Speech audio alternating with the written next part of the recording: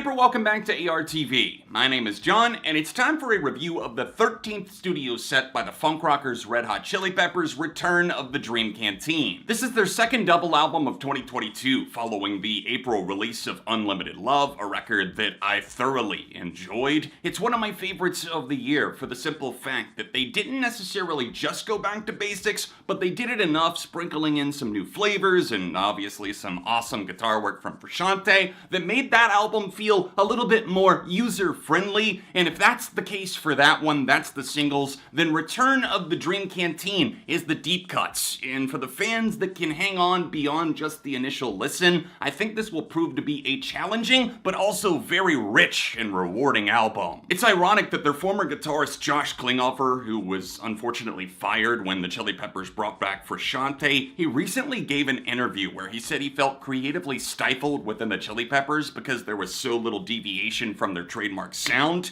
Well, it's ironic because the timing of it couldn't have been worse, because Dream Canteen is probably the biggest curveball that they've thrown sonically to date. Whip out your kaleidoscope because there's a whole range of colors to see, and Dream Canteen can be a bit dizzying, especially on the early listens, because there's such wild cards that are coming into the mix. It feels like maybe the album is on shuffle, whereas Unlimited Love was a bit more straightforward. It's nice to see that they did hold over some of the best songs from those sessions, songs that get better the more time that you spend with them and the closer you listen. Flea is high-key the star of the show on Dream Canteen. I love that his bass just hypnotizes you. I feel like there's so much that he's doing, there's so much clarity to the mix. In fact, I think this is one of the best mixed Chili Peppers records that I've ever heard, and I know I said that about Unlimited Love too, but this one just feels like there's even more nuance and detail to what they're doing. There's a synthetic side to this record that really meshes nicely to what Flea is doing and laying down. These really crisp bass lines and grooves are going off constantly, and while there is significantly less shredding from John Frusciante on this album, outside of a couple of solos,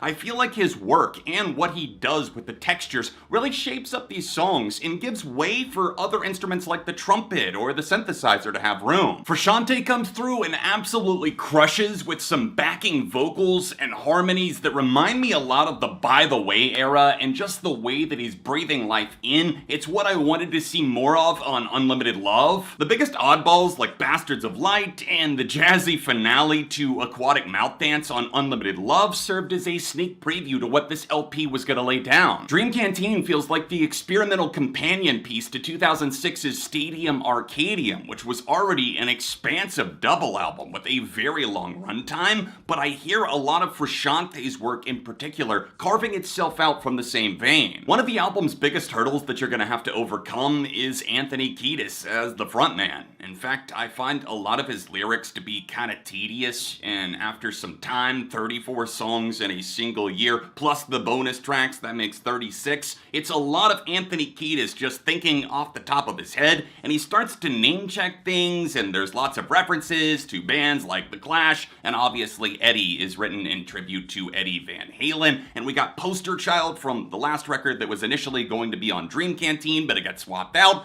There's a lot of Anthony Kiedis rambling, but at the same time, he's almost never sounded better vocally, and some of his melodies really do carry these songs forward instead of just kind of following along with what the instrumentation is doing. Again, I have to emphasize how glorious the mixing on this record is, and I like that Rick Rubin is getting better about not really brickwalling the sound trying to blow out your speaker. Just the fact that Flea has such a big presence on nearly every single song, his bass lines are thick with so many C's that you could basically perform a C-section. No matter what you walk away from this record having heard, it's definitely going to be heard, and that is something that you can again point back to the clarity that you're finding with each member and some of the outside guests that they brought in for the brass section. There's a little bit of string touches here and there. It works out pretty nicely, and although this album is about 75 minutes long, again, I think it could have been trimmed down to about 55 because there are certain points where it loses focus. La La La La La is the low point of the album. I think it's the worst track here. I hate the way that Anthony's voice just kind of subtly drags along like a stick in the mud.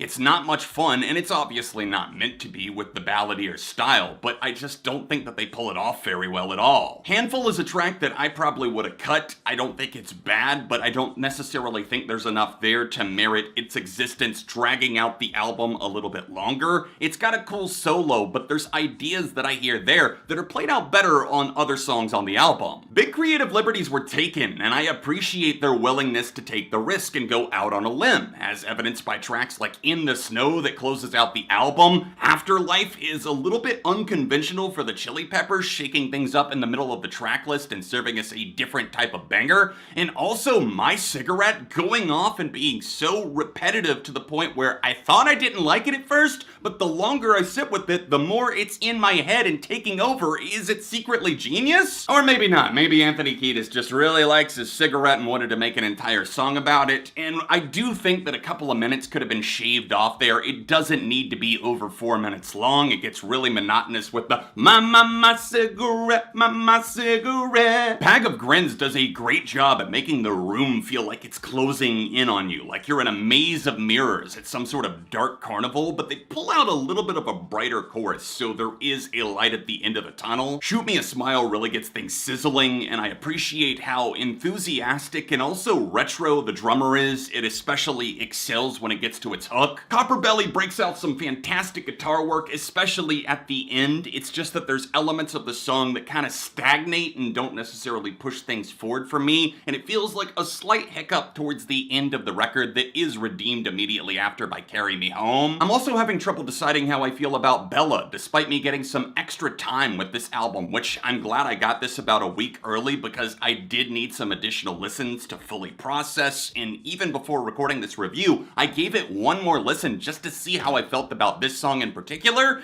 and I'm somewhere in the middle. It seems like Anthony's singing about a dog, and I'm pretty sure he is. After a slightly forgettable start with Tip of My Tongue, I can see why it was selected as a single. It definitely proves what they can do as a unit. You get into some absolute bangers like Peace and Love that could have been at home on Unlimited Love, and also the track right after, Reach Out, getting a little bit heavier. I love the scuzzy guitars on this one. There is a punch after a punch after a punch to this record, and it keeps hitting different beats, and that's why it's resonating with me. There's some selections that just don't work. I think some of the instrumentation that they try out, even the drum machines and stuff, it's not always perfect, but there is something there that proves that they're hungry, that proves that they're still trying, and they're cleaning up the mix, they're trying something different. And to have Rick Rubin on board and actually pushing the envelope, I do respect this album, and I'm giving it a strong 4 out of 5. What did you guys think of Return of the Dream Canteen? Let me know in the comments section down below, along with any tracks that you might have loved or hated from it. Please hit the like button while you're down there, and subscribe for the love of music. You can see all of my Chili Peppers videos and reviews, countdowns, all that good stuff in this playlist, or you can tap here for another Racer review. I will see you soon for more on ARTV.